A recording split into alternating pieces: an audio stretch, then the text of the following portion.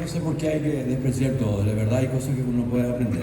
Lo que te sirve llevar a tu casa y que no te sirve dejar ahí, a alguien le puede servir. El gringo dice que hay tres verdades: la mía, la tuya y la verdad. Y tiene razón. Y cuando hablo yo, y generalmente cuando me dirijo a la gente, siempre manifiesto la primera parte: mi verdad.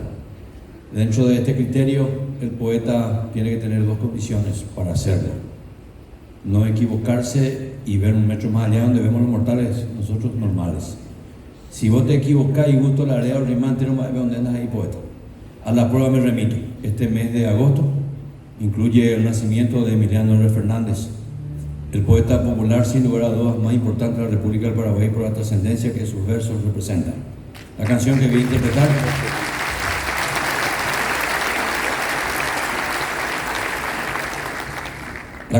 interpretar fue compuesta en 1928, 4 años antes de la contienda chaqueña. Emiliano cumple el primer rol del poeta Oye Chamumburi. Entonces le dice: ajá, asesina. Música de Félix Pérez Cardoso. Y Félix Pérez tenía apenas 20 y 21 años. Y como les expliqué en la primera canción, juntos componían la obra de arte. No hay nada que cambiar ni que mejorar. Está todo en el lugar de manera justa y perfecta. Nosotros la conocemos como Cielo Reina.